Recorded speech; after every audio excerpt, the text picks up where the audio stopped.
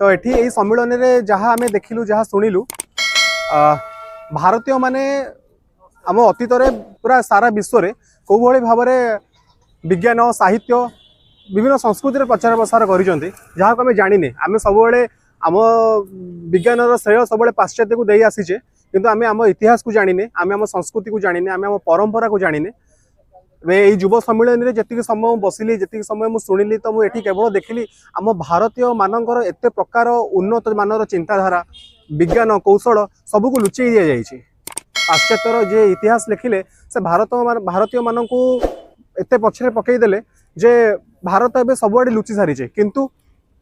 जदि आम पछकू आम पृष्ठा लौटे देखा जो भी विज्ञान से एरोप्लेन आरंभ कर आणविक शक्ति परमाणु सबू पछरे भारतीय ही हाथ अच्छी से सबुजाक विद्या भारत ही आसी कि इतिहास को लुचई दि जाऊे तो ये आम भारतीय मानकर कर्तव्य